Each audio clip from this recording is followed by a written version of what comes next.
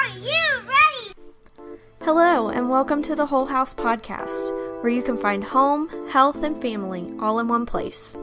Our team is comprised of moms from different upbringings and backgrounds, and we each have different passions and giftings and strengths. We each represent a different room, and we all make up the whole house. So grab a cup of coffee and join our overly caffeinated ladies here for the Whole House Podcast. Hi, I'm Amerey, and welcome back to the Whole House Podcast. I'm going to be hosting today, and I'm here with my husband, Seth, and I'm going to interview him and ask him some questions about working with boys from hard places. So why don't you tell us what you do and where you work? I work at Chestnut Mountain Ranch. It is a Christ-centered school and home for boys in crisis who are in need of hope and healing. We partner with their families to help pursue family restoration and reunification. So what do you do there specifically? I've done a lot of things while I've been employed there. My primary job right now is in the school. I'm a teacher. I teach language arts.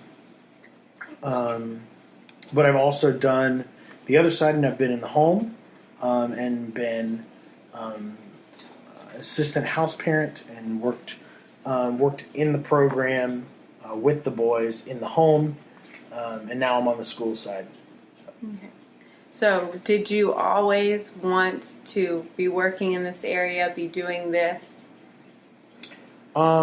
So a little bit about my background. I went to a small Christian liberal arts school right outside of Philadelphia, Pennsylvania, for my undergrad, and there pursued my degree in theological counseling.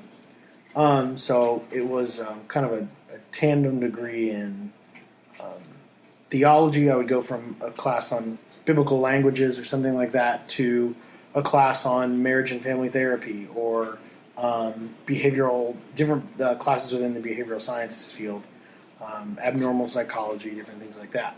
And I really enjoyed the intersection of those two things. So I had a theological background and a behavioral sciences background, and really felt led to young adults. Really felt that was kind of a unique time period in a person's life. And right out of college, I got a job teaching, doing some spiritual formation and counseling, as well as teaching at local Christian high school here in Morgantown. And having thrown that third element of teaching in with theology and behavioral science, and then adding the teaching element, that was just a match made in heaven for me. So that's really, at that point, what I knew I wanted to do. And then it became clearer as I went on, specifically working with young men who struggle, has always been a sore spot or a place of longing in my heart, and longing to see future men being raised up taught to be good husbands, good fathers, all of those things, and putting that in the context of a distinctly Christian education. That it's not just educating them from a purely clinical, behavioral sciences standpoint, but integrating that into a distinctly Christian education is really where I see my passions all kind of converging together. Okay, so you mentioned that you worked at a private Christian school before you did this. Mm-hmm. So how is working with kids from hard places, how does it differ than working in an atypical school, or some would call it neurotypical, or working with neurotypical or atypical students versus working with children who have maybe behavioral disorders or spectrum disorders or something like that? How have you found that it differs? The biggest, other than the normal things that you would expect, Classroom disruptions are that's a daily thing. That's you don't walk in. I don't walk in to my classroom assuming that we're gonna have a class without interruptions. That's just the operating assumption, and that's one of the ways in which it's different. And that's typical. That's something you would expect to hear. But I think the biggest thing that you may not necessarily expect is a large part of the reason that the boys that I teach are at the ranch is one of the things that most, if not all of them, I would say 3/4 of them have in common is. Oh, you're jumping the gun. One of my questions: what are their common What's their common denominator? Okay, well I can just answer the most basic part of your question is how is it different? It's different because no day is the same. Whereas when I was teaching in a private Christian school, there was a regiment and there was a much more structured way in which I could run my classroom. Whereas the way the program works, the way that these boys are, and all of these different things flowing in, you have to kind of hold your plans with a little bit of an open fist, just because you can't do nothing is going to run smoothly or as smoothly as you would expect it to run. A boy may have a class that they just got out of that they didn't do well. And because of the choices that they made in that class, they now have consequences that are going to follow them home. And so they have just, in their mind, their day's over. And it's, 9 o'clock in the morning. Mm-hmm. And so they walk into my class. Now, things like that would happen in the private school I taught in. But you're talking about kids that know how to self-regulate. You're talking about kids who have friends or that have the ability to, whether it was against the rules or not, go to the bathroom and call their parents and talk through them, through it or whatever. And that is not what I'm dealing with in these boys. So one thing can just set them off, and then we have to redirect, and then on and on and on. So that the most basic answer to your question is my classroom does not look the same every day because it can't look the same every day. So in dealing with these differences, what has been your biggest tool in learning how to work with kids from hard places? Like a book or I think more than anything, it's buying into the program of the ranch. Okay. They're kind of a branch off of Eagle Ranch, which is down in Atlanta, which has been doing this for like 30 plus years, maybe longer than that. I think it's 25 to 30 years sounds right. And so there's a program, and if you buy in, and if you toe the line and not in a or else kind of way, but do what the program says to do, then you see these boys succeed, and that's really the goal. The goal is to because in a lot of ways, and I know I'm probably jumping the gun again, but in a lot of ways, these boys come from backgrounds where they have not been put in situations, or they don't they're not in a place where they're regularly held accountable for the choices that they make. So if they make a choice, they're either free from accountability or they're free from the consequence because their parents don't know, or their parents don't have time, or their parents really don't know how to deal with it, and it's just festered for a really long time and whatever. So part of our program is really to kind of circle the wagons and make sure there's no way out for them to have to deal with the consequences of their own choices. So it's a choice-consequence model in that I mentioned before.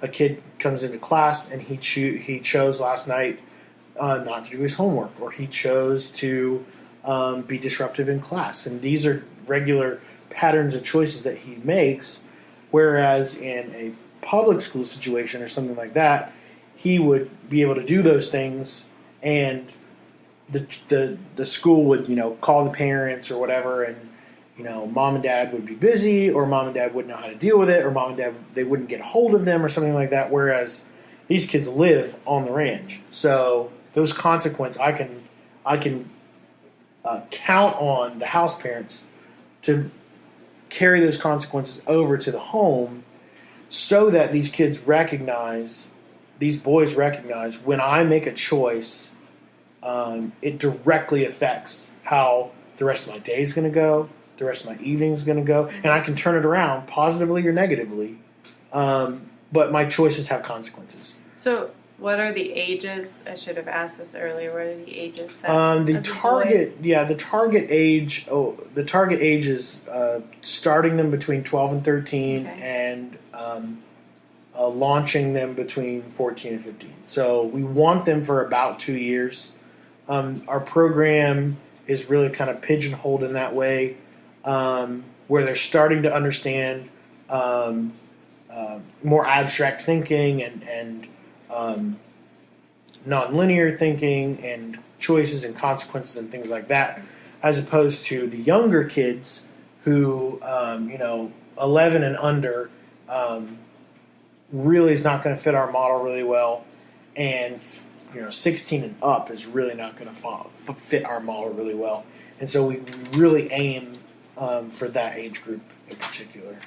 Yeah, it's interesting that you said that they are struggling with learning their actions have consequences, because you and I both know that right now we have a 4-year-old, and that's like one of the big things that she's learning, is that every one of her actions have consequences, and there are these like 11 and 12 and 13-year-olds that are just really really dealing with those things. I guess it just shows that they didn't learn those things when they were younger, and they didn't have to come to terms with that when they were a 4-year-old. Okay, so we'll jump to the common denominator. What do you think the biggest common denominator in these kids' lives are that have? And also, I'm going to throw in to this question what you can answer this part first, and then move on to the common denominator. What is your definition, or even the ranch's definition, of a child from a hard place? Like, what would you say these kids have to look like, or have gone through, or be doing, or whatever, to be attending this school and to be doing this program with you? So the common denominator, I think the biggest one that just leaps off the page is boys who are not in a home with one or both of their natural parents. Okay. So we see a lot of adopted kids. We see a lot of kids from the foster system. We see a lot of kids with divorced parents. We see a lot of kids living with mom or living with grandma. Different things like that, who have or one natural parent, just one, because their father passed away, or their mom left, or so outside of the traditional nuclear family of one mom, one dad, that's 3/4 of the kids that we see, which speaks to the overwhelming necessity for a two-parent, and not just two parents, because you have plenty of kids who have a mom and a dad, but it's not their natural parent. It's a mom and a stepdad, or a stepmom and a dad, or they're adopted, or something like that. But they've been in the foster system or whatever. There is something about natural parents that is just that does something for kids developmentally that you just can't duplicate. So that's the first one. Okay.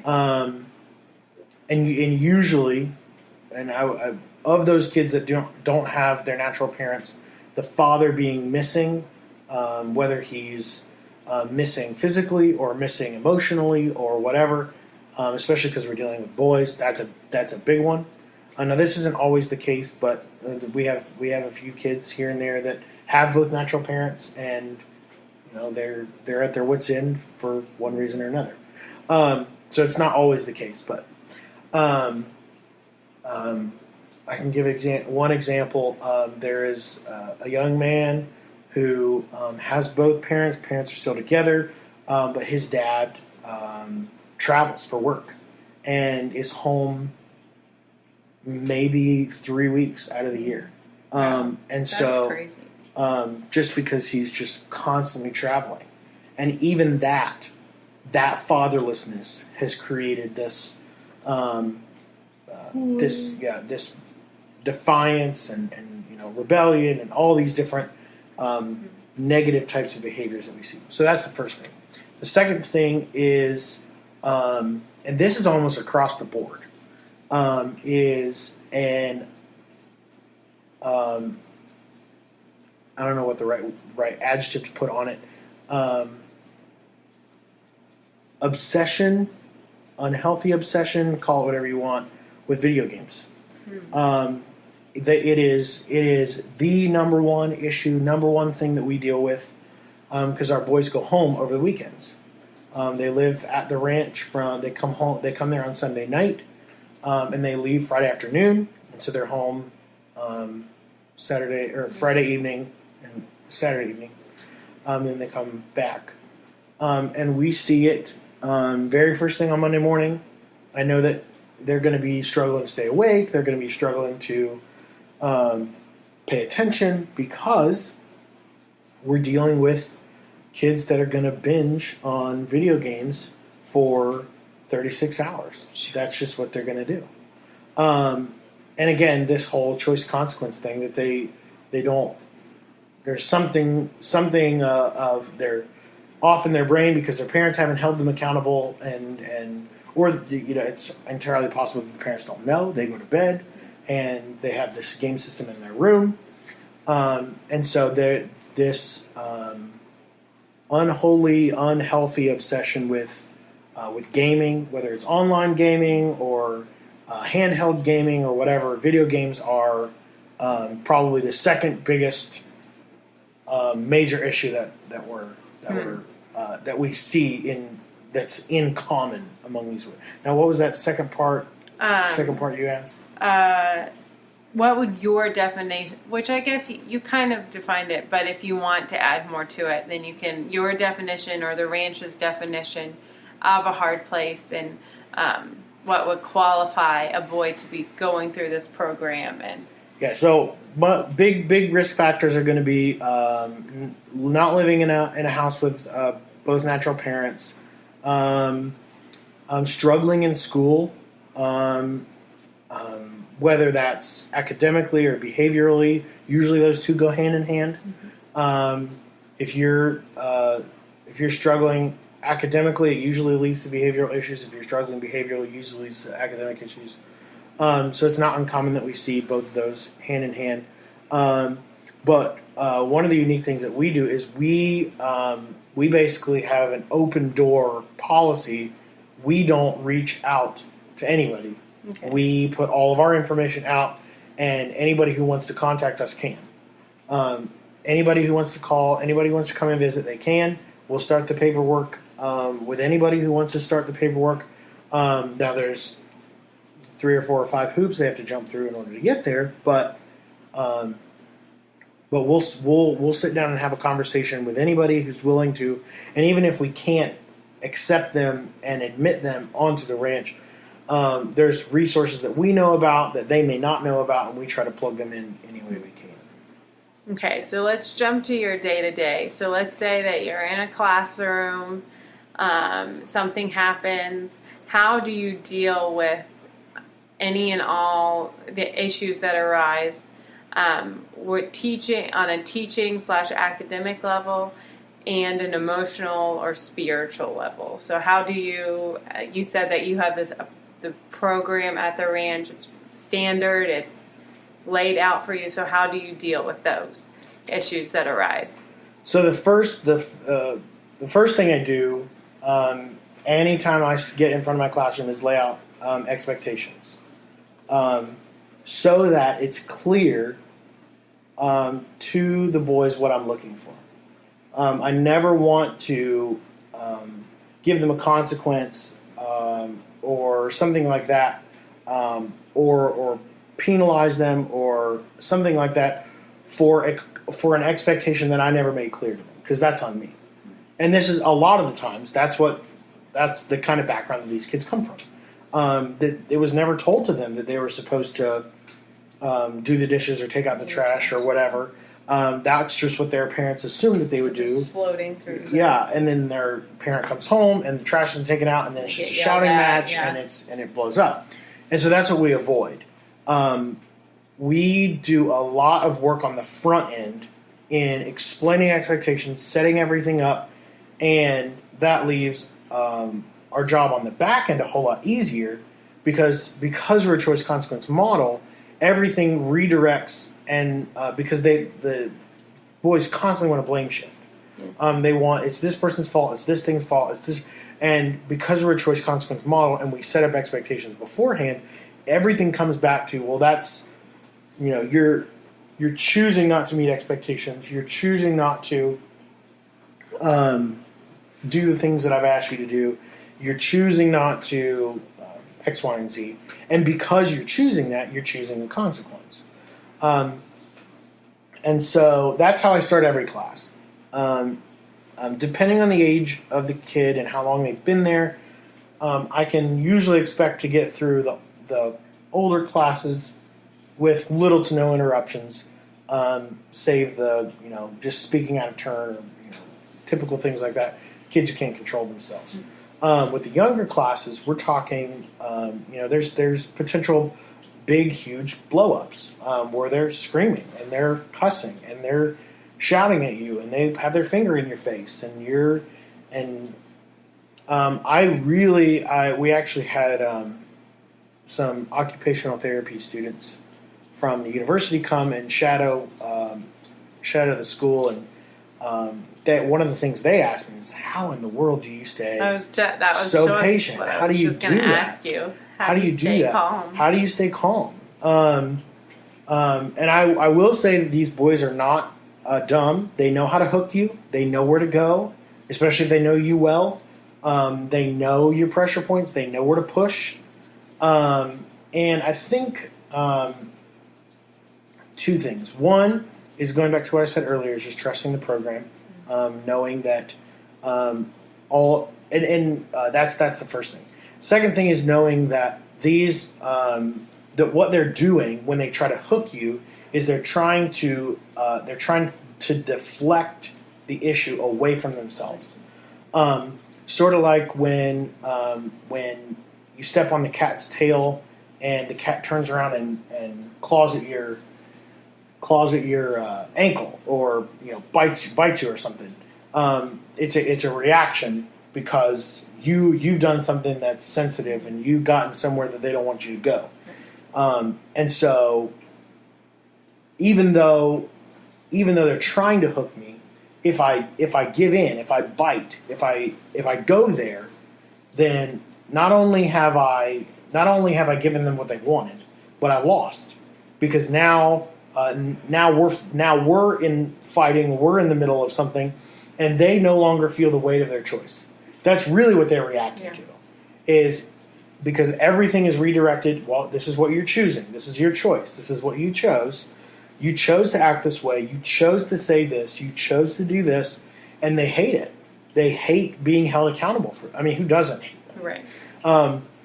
If your whole life, 24 hours a day, you had somebody walking around, and every time you did something dumb, they were like, "Well, that's your choice." You'd get pretty mad too. Yeah. But that's what we're doing. Kind of put them in the pot while it's boiling, and they get frustrated and they get angry. But one of the OT girls asked me the same thing. And I said, really, I don't think that this program would work if it weren't for that spiritual component. I just told, we go through the parables in a morning devotion, and I just told the parable of the unforgiving servant who was forgiven this, unfathomable amount by the king or his master, and then there was another servant who owed him like $20 or something like that, and he refused to forgive him. And so that's really where we're operating is if I look at how much I've offended God and how much He has chosen to forgive me despite that offense, then I can look at this 13-year-old who's really just a hurting kid, and when he spits on me, you just take it in stride.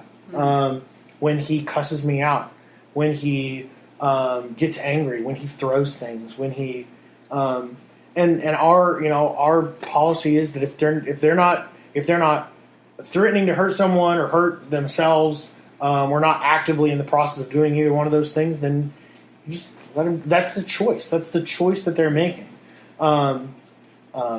We never attempt really to stop anybody from choosing anything, because again, the purpose of what we're doing is to make them feel the weight of their choices.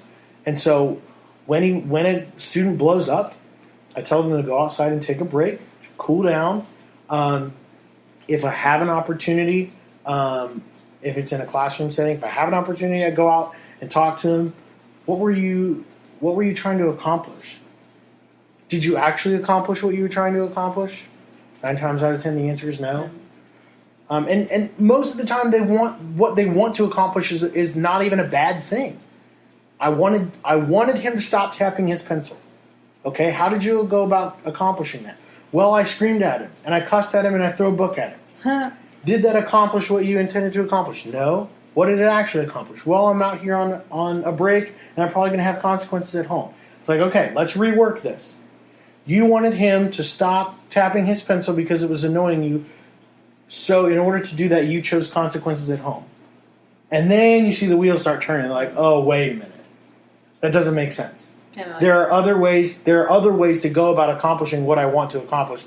Supposing the thing that I want to accomplish is something that is worth accomplishing, right? Yes. But as far as how I deal with it, it all comes back to is just this patience that just comes from somewhere outside of myself that says, I've been forgiven much, and the Lord has been patient, overwhelmingly patient with me. So why should I do any different to some kid who doesn't even understand what he's saying? He doesn't understand what he's doing. He's just hurt. He's just a hurt kid. He's just a scared kid. That's all he is. That's a good answer. Okay, so do you these day-to-day interactions with the kids where you're reminding them of this is your choice, you've decided this, do you feel like you see the fruit of that labor? Do you feel like you see the improvement daily? Or do you feel like it's more of a long-term change that you might not see immediately? I mean, I know just because, obviously, I'm your wife, that you've come home and you've told me about a few conversations maybe you've had with the boys here or there, but do you feel like that happens often, or it's something that will have to be seen in the future, their improvement there? It's kind of a both and. Okay. There's days in which you see a kid and you're like, man, he's getting it. He gets it today. And then the next day you're like, what happened? So it's definitely a 2 steps forward, 1 step back kind of thing. But I mean, I'm thinking of a boy right now. He just got there in August, September. And the progress that he's made in that amount of time, 9 months, that he's made in that amount of time, is outstanding. And if you'd have met him in August and met him now, but he's nowhere near where he needs to be, right? What we've dealt with up to this point is just a lot of surface stuff. And actually that's when it gets really difficult, is when you get past the surface blow up, angry, punch a wall stuff. And when it gets down into the real heart issues, the pride and the anger and the lust and all those sin issues, and all those hurts deep down, the trust issues, all those deep down under the surface stuff that have just manifested themselves in some kind of behavioral issue. We are not about treating behavior. That's not what we do. Now, for the first 8-9 months, it feels like what we do. But there is a certain point at which a kid takes a turn and we're like, okay, now we're working on hard stuff. We're no longer sending them on breaks. We're no longer having to jump down their throat for no, we don't jump down their throat, but constantly having to give them consequences for the choices that they're making. We don't have to do that anymore. It's much more the one-on-one, the long conversations, the talking through those things, and while those things can and do sometimes happen in the school, from the perspective that I have of working in the home, that's where most of that stuff happens. So that happens with the house parents, that happens with the relief staff. That's majority of the time, that's where that happens. Not that it doesn't happen in the school, it can, and it does, and I've had it happen to me. In the way our schedule works, especially in the summertime, and on Fridays, it can happen because we have a little bit of a looser schedule that way. But that's what the home is for. That's what it's for. Okay. So I think that I only have one more question left to wrap it up. And then if you want to say anything else, you can. But what do you feel like you've learned the most from working at the ranch and working with these boys that are from hard places? I don't know that there's one thing I could say, point my finger on. There's a few of them, and I mentioned some of them already. I think the first one definitely is the importance of the nuclear family, the importance of fathers, the importance of not just a father's presence, but a father's physical presence, but a father's emotional presence, emotional availability, and that is just so key in the life of not just kids but boys, kids too, but boys in particular, because I see the downstream effects of lazy fathers, of absent fathers, of fathers who do all the physical work but don't want to put in any of the emotional work. And so that's one thing. The second is I think it's more a spiritual lesson for me. Is I say, I have my little rehearsed speech or whatever that I give when someone has a blow up or a breakdown or something like that, and I have that in my head already. But there's also certain high points I know I want to hit with each boy. Like I know he needs this and he needs this and he needs this, and I feel like I'm saying the same thing, same three things to this boy. And the same three things to this boy, and the same three things to this boy every time. Every time we have a blow up, it's always about the same thing. It's always about this, and it's always about this with him, and it's about this with him, and so on and so on. And that's just a huge red flag for me. Like how often does God have to continually remind me of the same thing? And yet He does it with patience. And yet He does it with kindness, and yet He doesn't do it angrily. He doesn't do it out of frustration, and He continually forgives, and He continually upholds me on this Christian walk. And so, like I said before, that's really where all this comes from. I personally don't think that a program like this could work outside of the Christian context, Christian worldview, because that's where that's the wellspring from which all this is coming. So not only the repetitive answer that God's answer to me is probably always the same, like same sin, same issue over and over until you die, thorn in the flesh kind of thing.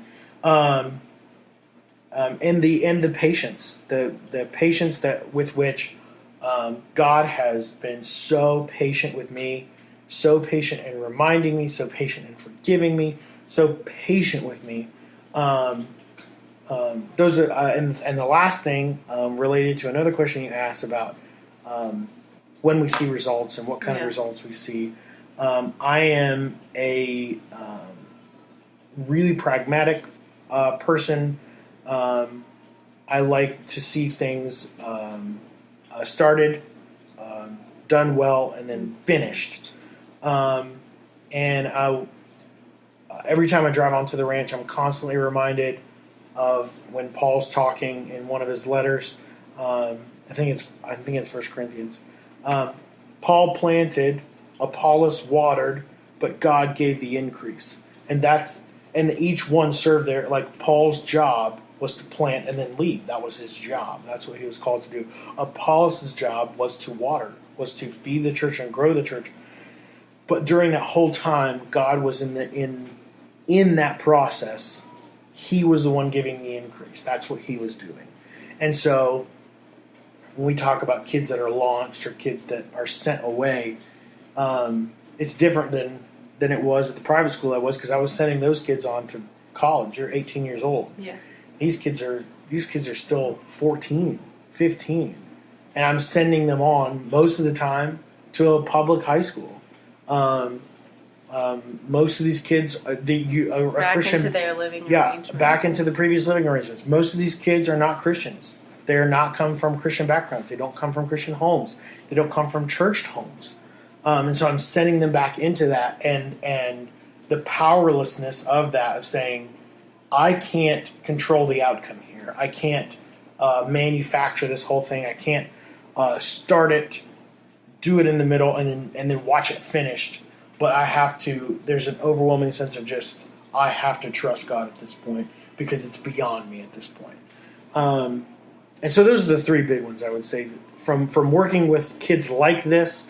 My trust in God and my, I guess, respect for how God treats me and has treated me in the past has just really gone up, because I see myself in these kids every day on a spiritual level, struggling with the same things, fighting the same things over and over and over and over and over, and not always computing in my head. Well, I know just from obviously being your wife and the mother to your children that I see that your patience and the way that you even treat and interact with your daughters when they are being disobedient or struggling with an issue, your patience has increased, and the way that you deal with them has changed just from working at the ranch. But and I'm thankful for that too, because it's also teaching me, and I'm learning from it. But there is a baby crying in the background that I do have to go get, and I am out of questions. So I just want to say thank you for being on the podcast and for answering my questions and for letting me dig a little bit into your life. Thanks for having me. We're so glad you could join us here for the Whole House podcast. Please subscribe, and if you give us a review, we might pick our favorite and send you a prize. Please remember to like the Whole House Facebook page and follow us on Instagram at _whole_house. And please sign up with your email on our website, thewholehouse.org, to be notified when new things are happening here at the Whole House. Thanks so much for listening.